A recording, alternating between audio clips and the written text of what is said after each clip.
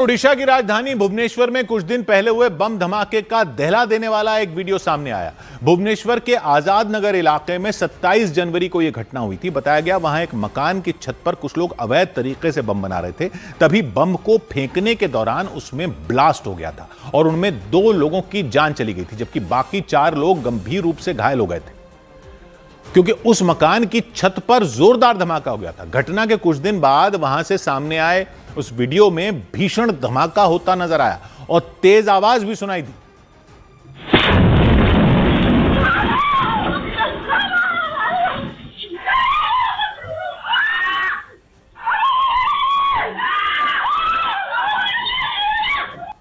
Blast होने से ठीक पहले वीडियो में छत पर रखी पानी की टंकियों के पीछे कुछ लोग बैठे दिखे, लेकिन इसी बीच धमाका होता दिखा और लोग अपनी जान बचाकर भागते दिखाई दिए।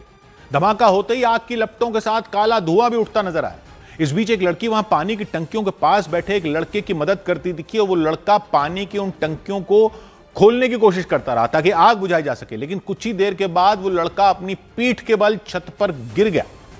खौफनाक धमाके की यह घटना 27 जनवरी को भुवनेश्वर के आजाद नगर इलाके में मौजूद उस मकान में हुई थी, जिसका वो सीसीटीवी वीडियो सामने आया। बताया गया कि वो लोग उस मकान की छत पर अवैध तरीके से बम बना रहे थे, लेकिन इस बीच अचानक उसमें ब्लास्ट हो गया और लोग उसकी चपेट में आ गए। इस घटना में उनमें 2 लोगों की मौत हो गई थी, जबकि 4 लोग बुरी तरह झुलस गए थे। उधर उत्तर प्रदेश के मऊ में एक सरकारी अधिकारी पर आरोप लगा कि उन्होंने वरासत दर्ज कराने के लिए 60,000 की रिश्वत मांग ली। वरासत का मतलब किसी व्यक्ति की मौत के बाद उसके वारिसों के नाम कागजात में दर्ज करवाने होते। जानकारी के मुताबिक एक व्यक्ति वरासत दर्ज करवाने के लिए तहसील के पेशकार के पास पहुंचे और आरोप लगाया गया कि इस काम के लिए पेशकार ने 60,000 रुपए की रिश्वत मांगी। भानचंद्र चौहान नाम के व्यक्ति ने दावा किया कि कुछ दिन पहले उन्होंने पेशकार को 2,500 रुपए दिए थे। इसके बाद वो उन्हें 45,000 रुपए और देने आए थे, लेकिन इस बार उन्होंने पेशकार को पैसे देते हुए इसका वीडियो बना लिया और वीडियो में भानचंद्र एक कमरे के अंदर पेशकार को कुछ रुपए देते नजर आए। इसके बाद पेशकार ने वहां बैठकर उन नोटों की गिनती की। किसके द्वारा मांग की गई थी? पेशकार के तस्या के पेशकार के द्वारा। अच्छा, कितना रुपया मांग की गई थी उनसे? उनसे मांग की गई 60,000 की। अच्छा, 60,000 की। किस काम के लिए कहा था? वरासत के लिए। इस मामले के सामने आने के बाद आरोपी सरकारी अधिकारी के खिलाफ कड़ी कार्रवाई किए जाने की मांग की गई। सवाल की एक बात, ये घर में मौत हो जाए उसमें भी घूसखोरों को कमाई दिखाई देती। मऊ में इल्जाम लगा कि एक व्यक्ति की मौत के बाद उसकी संपत्ति के वारिस के नाम सरकारी रिकॉर्ड में दर्ज करवाने के लिए 60,000 रुपए सरकारी आदमी ने लिए। मतलब जो वारिस हैं वो वारिस तभी माने जाएंगे जब वो रिश्वत दे दें। सरकारी आदमी को पता है कि संपत्ति का मामला है, पैसे निकाल लो। मौत का मौका है, ये सब थोड़ी देखते हैं। डेथ सर्टिफिकेट तक के पैसे ले लेते हैं सब जगह।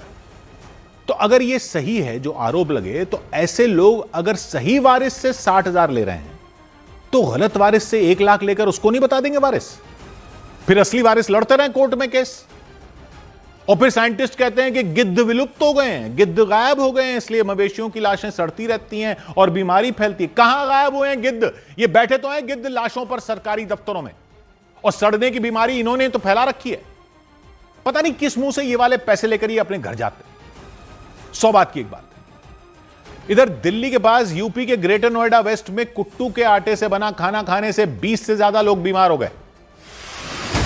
दिल्ली के नजदीक उत्तर प्रदेश के ग्रेटर नोएडा वेस्ट में कुट्टू के आटे से बना खाना खाने से 20 से ज्यादा लोगों की तबीयत बिगड़ गई।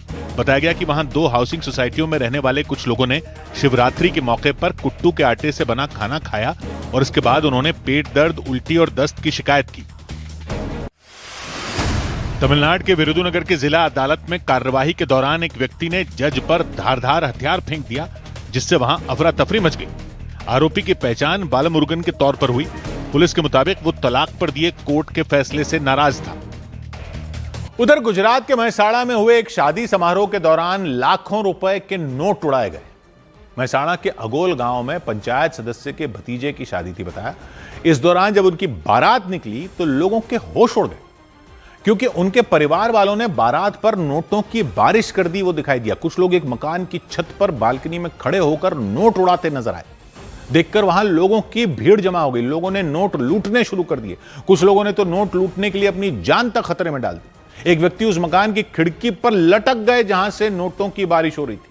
वहां का नजारा देखकर हर कोई दंग रह गया। आसमान में सिर्फ नोट ही नोट उड़ते दिखाई दिए। इस दौरान वहां मौजूद लोगों ने लूटने में भी कोई कसर नहीं छोड़ी। इसकी वजह से वहां अफरा तफरी मच गई। जानकारी के मुताबिक वहां पंचायत सदस्य के भतीजे की बारात निकल रही थी। इस दौरान उनके परिवार वालों ने बारात पर लाखों रुपए के नोट उड़ा दिए। सौ बात की एक बात यह कि जिसका पैसा है उसकी मर्जी, वो चाहे उसका जो करे, लेकिन नियम तो सब लागू हो ना फिर, और सब पर लागू हो। महसाणा में फिर वही दिखा जो कई जगह दिख जाता है, नोट उड़ा दिए लाखों के हवा में। महसाणा में बारात पर नोट लुटा दिए, कह रहे हैं लाखों रुपए लुटा दिए कैश बारात के स्वागत में। वीडियो भी आ गए। तो वो लुटाने वालों की मर्जी, जो जी चाहे वो करें, लेकिन टैक्स देने के बाद लुटाए जाते हैं ये पैसे। इनकी चेकिंग क्यों नहीं होती? क्योंकि पब्लिक को तो बोलते हो कि 50,000 से ज्यादा कैश दोगे कहीं एक दिन में तो पैन नंबर लाओ, ये लाओ, वो लाओ। और बारातों में या गाने बजाने वाले कार्यक्रमों में जो ये लाखों के नोट उड़ाए जाते हैं, वो पैन नंबर लिखवा कर उड़ाते हैं। हालांकि अब तो नियम भी बदलकर कैश की लिमिट एक दिन में 50,000 से बढ़ाकर एक साल में 10 लाख करने की तैयारी है, लेकिन अभी तो 50,000 की लिमिट है ना। तो ये कैसे उड़ाते हैं नोट? वैसे तो कहते हैं कि सब कुछ कंप्यूटर से जुड़ गया है, पता चल जाता है कहां से पैसा निकाला गया, कहां गया, सबका पैन नंबर देना पड़ता है, सब कंट्रोल में आ गया है। यहां तो वीडियो बन रहा है नोटों की बारिश में। कंप्यूटर से जोड़कर क्या देखना है? अभी मत कहना कि किसी की खुशी में अब ये सब क्या बोलना। पब्लिक भी जो टैक्स के नियम के पालन कर करके जमा करवाती रहती है ना, उनके भी तो घर में खुशी होती है। तो कानून लगे तो सब पर लगता हुआ तो दिखे, इन पर लागू क्यों नहीं होगा? ये बारात में आए। सौ बात की एक बात,